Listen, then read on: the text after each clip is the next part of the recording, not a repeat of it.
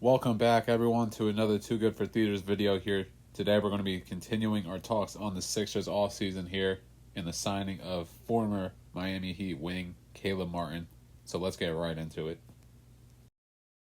So the Sixers were able to snag Miami wing Caleb Martin away from the Miami Heat on a 4-year, $32 million contract.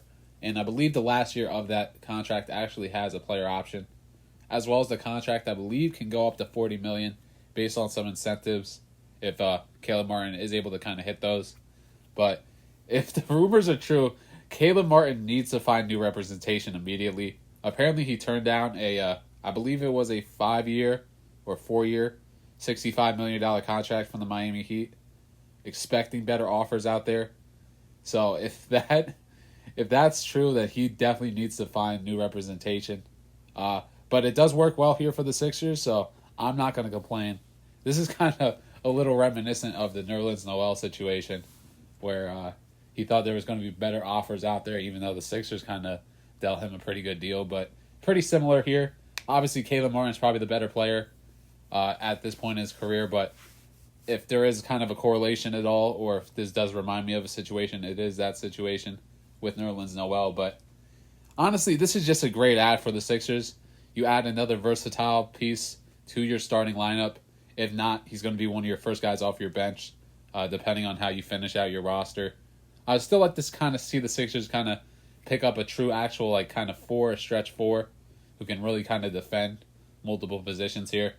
But since the Sixers are kind of at the first apron at this point, I know they're only able to kind of deal with veteran minimum contracts. And really, if they kind of want to find that four who's going to be versatile and kind of be that kind of oversized wing a little bit, like a Dorian Finney-Smith, they are going to have to wait for the trade deadline and possibly sign KJ Martin to an overpaid deal and kind of see if they can deal him in those kind of ballparks with some of those players. Obviously, you're probably going to have to add some picks, stuff like that. But you got to work with what you're given right now. And the Sixers really only have veteran minimum contracts to hand out here. But that's not to say that they're in a bad place depth-wise. Caleb Martin certainly helps with that. He could potentially be your starting 4, your starting 3, really depending on where you want him at. But it's not really going to matter. Kind of 2 through 4 situation for the Sixers. It's going to be guys of similar heights. PG, Kelly, Caleb. They're all going to be able to guard up or down.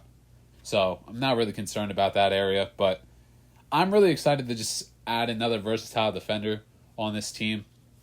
I expect Kelly Oubre to kind of get the opposing matchups of opponents' lead ball handlers, but obviously you have a very good defender in PG. I know he's slowing down because of the age, but he's still an elite defender in this league.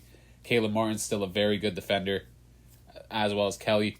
Tyrese Maxey, I know he's limited, but he works hard and he's a pretty solid defender for his size. And obviously, when you have Joel Embiid anchoring your defense, that means you're probably going to be a guaranteed top 10 defense, especially with the wing defenders that this team has now. But it's just a good sign. So Caleb actually averaged a career high last season in points down in Miami, around 10 points per game. His field goal percentage and 3-point percentage was a little bit down from his career averages, but I mean, it wasn't a huge drop-off, so probably just not the biggest concern right there. He had a 43% field goal percentage and a 35% 3-point percentage, averaged around 4 boards, almost a steal per game, and around 2 assists. But kind of just talking about who Caleb is as a scorer. He's somewhat of a shot creator. Not that you necessarily want him doing that, but he can certainly put the ball on the floor and finish around the rim. He's a steady 3-point shooter. He's going to be inconsistent. He's going to be streaky. But when he's hitting shots, especially from the outside, he's one of the better role players in the leagues. And it's just because it speaks to the overall game that he has, a really all-around pretty solid, serviceable NBA player. And he's certainly going to help out the Sixers here, especially with this Nick Nurse-led system. I'm excited to kind of see the off-ball movement that Caleb might be involved in. I hope not just to see him as a stationary kind of catch-and-shoot guy. He could certainly perform that role, but I think he'd be best kind of be that guy on the move. Kind of like Kelly a little bit, even though Caleb probably is a better shooter and would certainly have to settle for some catch-and-shoot threes. Wouldn't completely want that out of his arsenal, but if you can get him on the move, kind of put him in space with the ball in his hands, I feel like he could be more effective than just being that stationary catch and shoot guy from the wing. And it's kind of shown throughout his career. He's still a very decent scorer, an efficient player, but adding that on with his defensive versatility, he is one of the better role players in this league, and his career really has just taken an upward projection. Obviously, well known for that Eastern Conference Finals run against the Celtics with the Heat. Certainly could have been named Eastern Conference Finals MVP, but I believe they did give it to Jimmy. That was also well deserved. But just adding another versatile wing here for the Sixers, and I mean, as they say, let Daryl cook. Another good move here, and hopefully this is going to be an impactful signing for the Sixers this season. So to end this video here, I kind of wanted to just go through some potential free agents who might sign with the Sixers at the minimum. They have 5 open roster spots right now available, potentially 6 if they want to convert Adembona to a 2-way contract here. But just running down some free agents who I'd like to see return from the Sixers who were on the squad last year. Kyle Lowry would probably be my number one option for that. Really played well in the role that he had to last season, kind of being that playmaker guard, that combo guard. He was even starting a potential amount of games for you last season. And I wouldn't be surprised if he's actually asked to start a couple of games this season, especially with the starting lineup that the Sixers have right now. They don't really have that traditional playmaker on this team, and I feel like Kyle Lowry would kind of fit that role. Obviously, he's Nick Nurse guy. I feel like he enjoyed himself last season, even though he did have probably a larger role than he should have. But he was very productive. I think Philadelphia very much loved him. Obviously, from Philly, I think he wants to stay home, be close to home, and I feel like it would kind of be that match made in heaven if Kyle Lowry is able to return. Another guy who I'd like to see return, Marcus Morris. Obviously, he got the key to the city, but kind of fills that stretch forward role. I could even see him starting on this team. Not probably playing starter amount minutes, but I could see him starting games, potentially working himself out. Probably won't be in the closing lineup because the defensive concerns of his older age, but did a real nice job last season, stretching the floor. Can still create his own shot for himself, which is very, you're never going to ask. That's certainly an area that you're always going to want out of a player, so I would not be disappointed at all if Marcus Morris did return.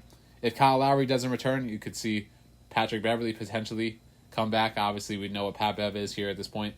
Played pretty well here in Philadelphia.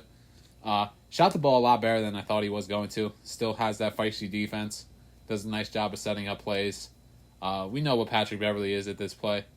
If we strike out on Kyle Lowry, Patrick Beverley can certainly be that secondary option for you here. As well as Rocco. Obviously, Rocco dealt with a lot of injuries last season. Kind of fell out of the rotation even when he was healthy. But, I mean, he's just another wing player who can really throw body out. Pretty solid defender.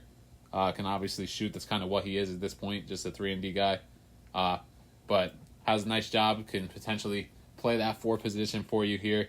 Still grab your rebounds. Still put a body on the glass. And kind of just a versatile defender here.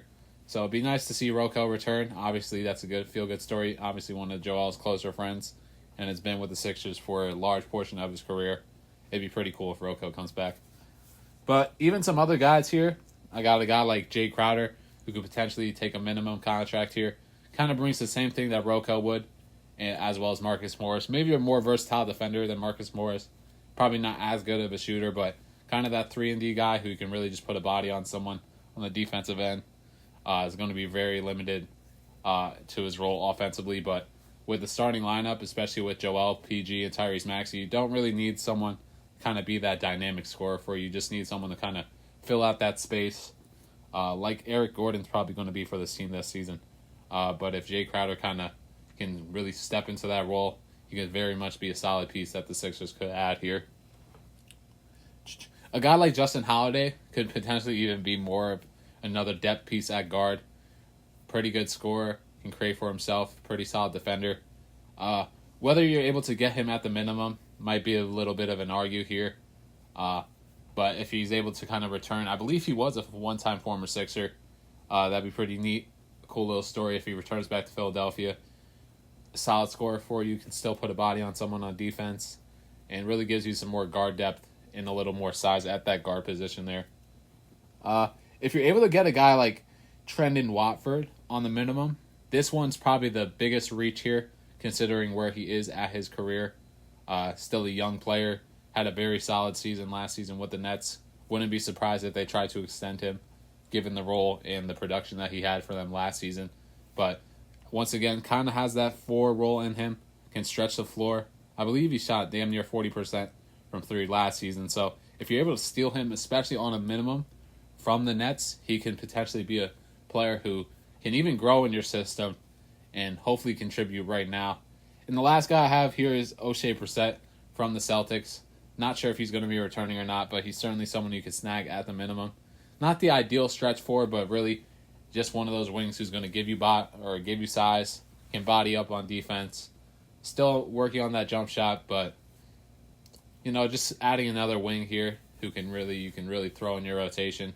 Probably won't be playing much, but if you need spotty starts or like spotty playing time off the bench, he's someone who can potentially fill that role. So if the Sixers are kind of able to round out this roster, it gets some solid pieces and might just, at this point, either add depth to the squad or just bring a specific skill that the squad might be lacking, like a playmaking guard or even a stretch 4 who you might slide into that starting lineup.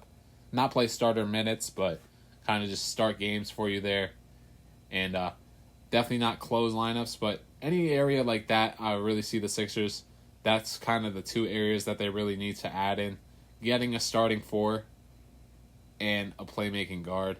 If they're able to pick that up, especially on the minimums, that's going to be a really good sign that this roster is able to take the next step. And hopefully the Sixers will be able to take that next step in the postseason this season.